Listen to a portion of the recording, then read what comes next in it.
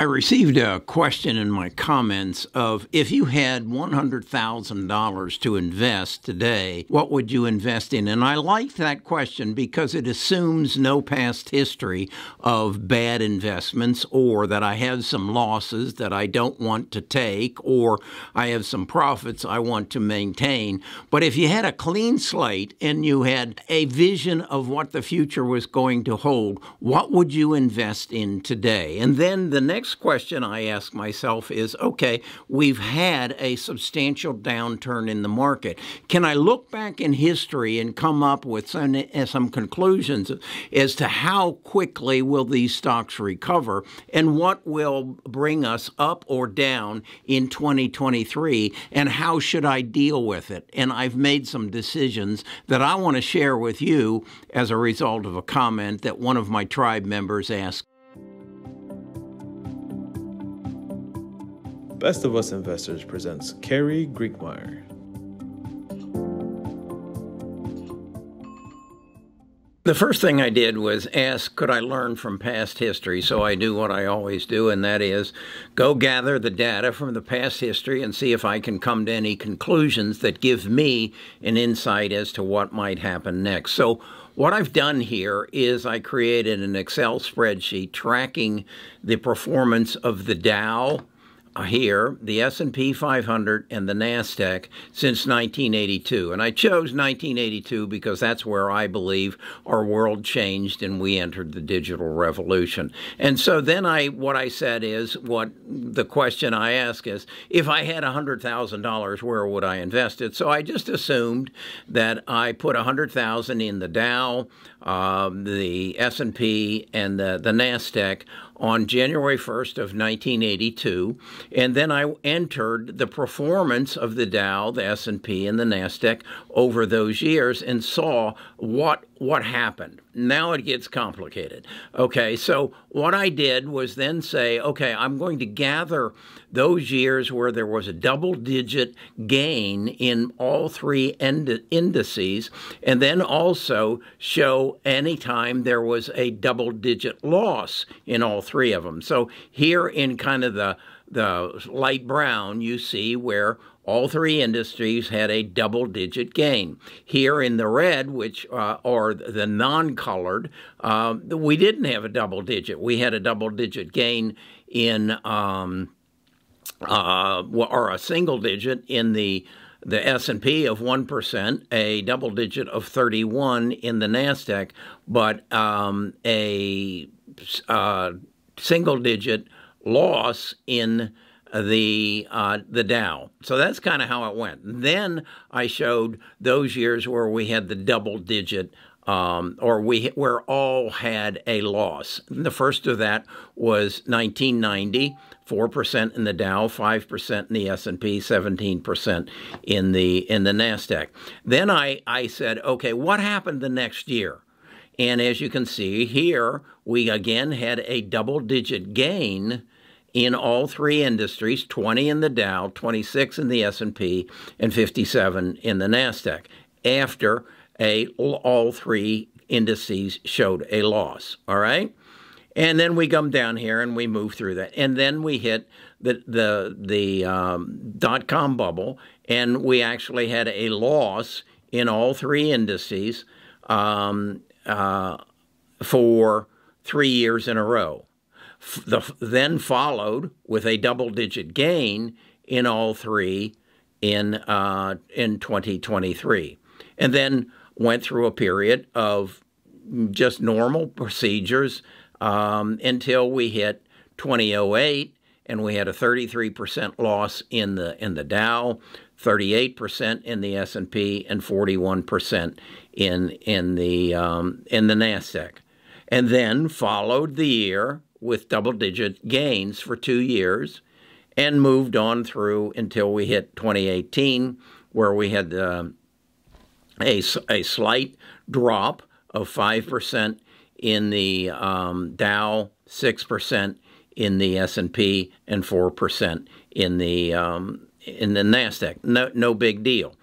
And then we come to 2022 with a 9% in the Dow, 24 in the S&P, and 33 in the in the NASDAQ.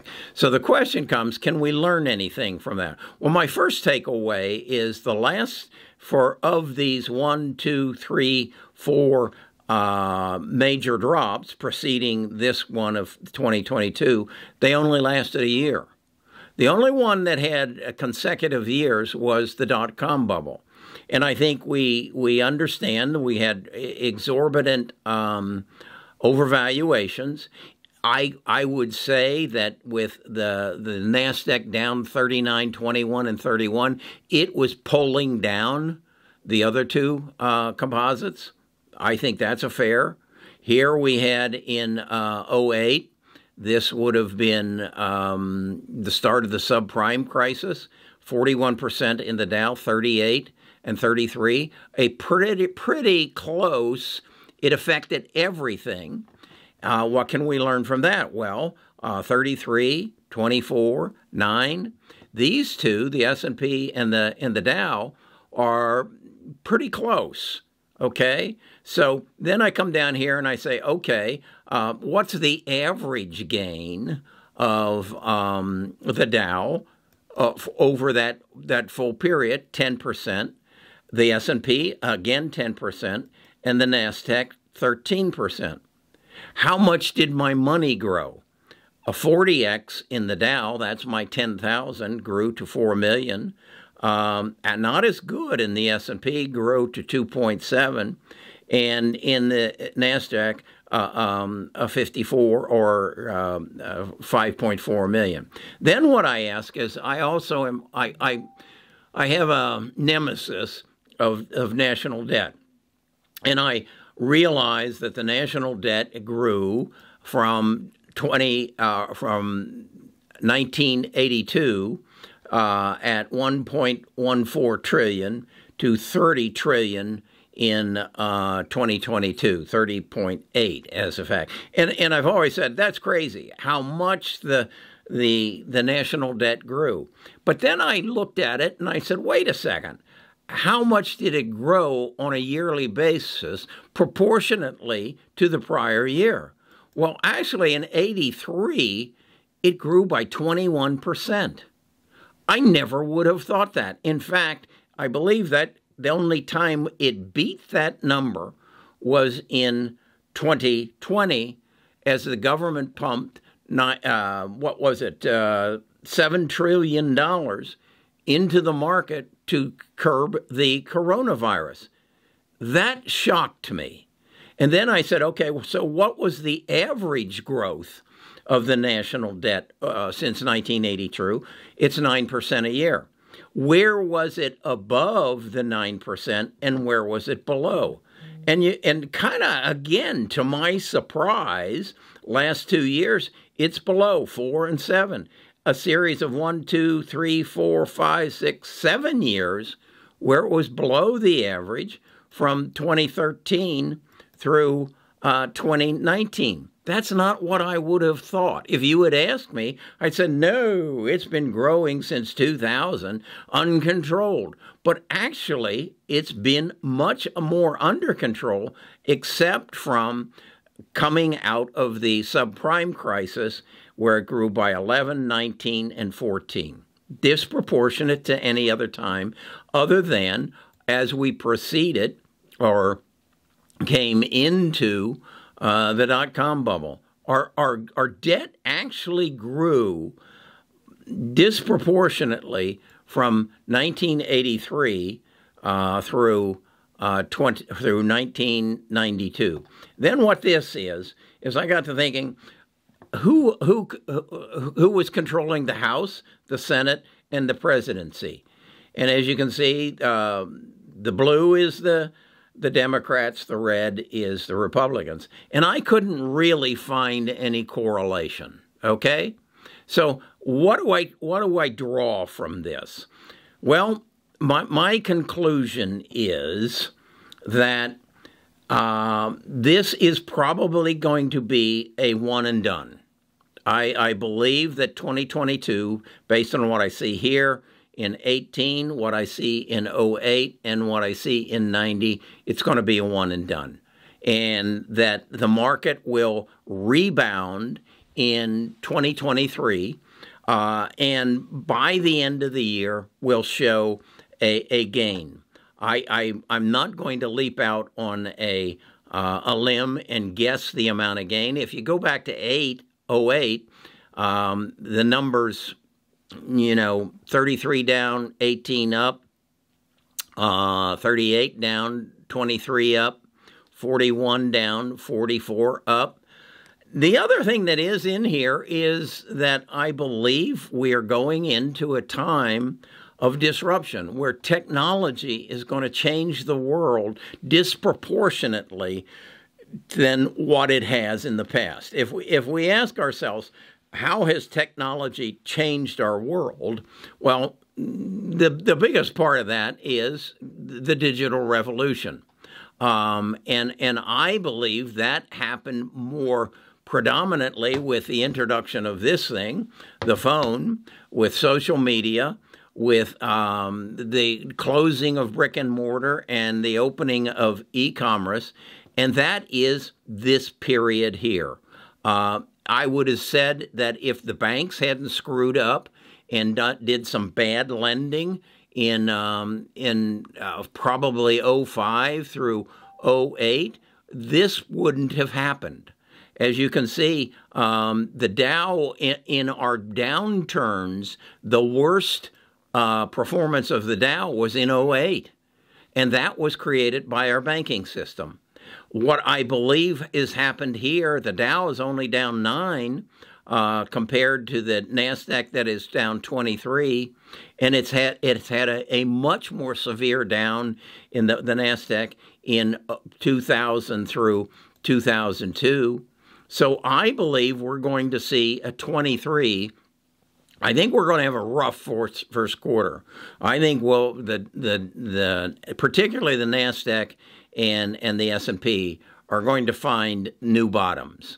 And I think that's going to be drawn by a slowdown in advertising, a continuing effect of inflation and higher interest rates. And I think that's going to reflect in the earnings reports that are going to come out in the first couple of weeks of February.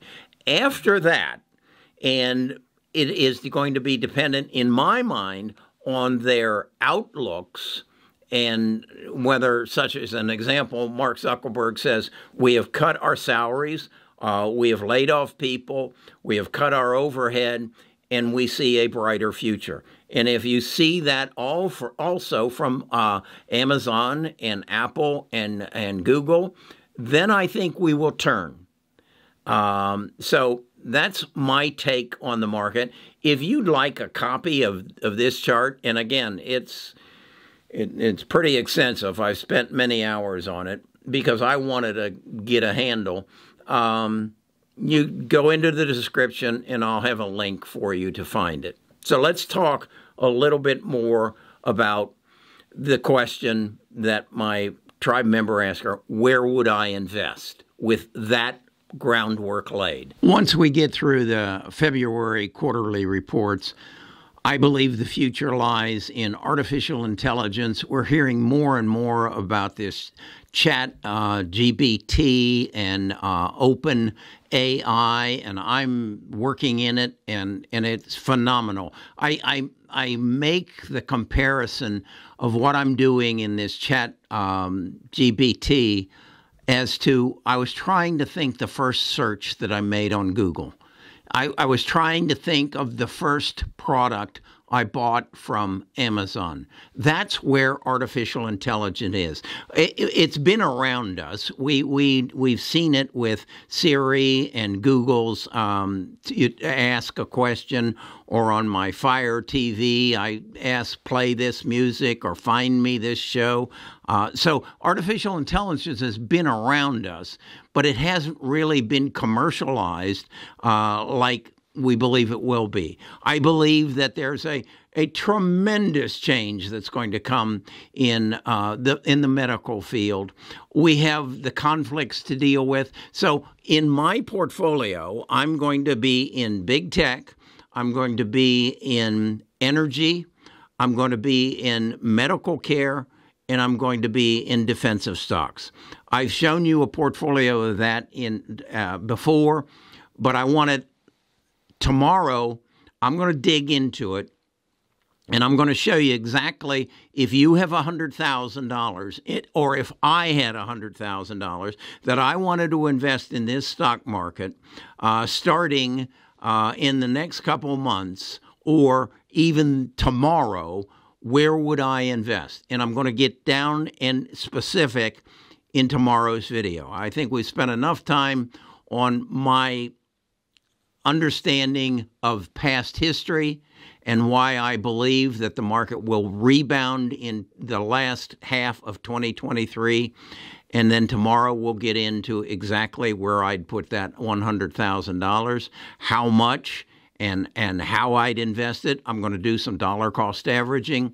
So check with me tomorrow. I'm also going to get into how I find the details on the stocks that I want through the use of Seeking Alpha. Seeking Alpha has a tremendous, if you aren't using it, you need to get involved in it and understand it and understand their quantum evaluation of stocks. And we'll get into that in more detail. There's also in the description, you're going to find that link from that Excel spreadsheet I did, and you'll also find a link for Seeking Alpha's big sale. All right, talk to you again tomorrow.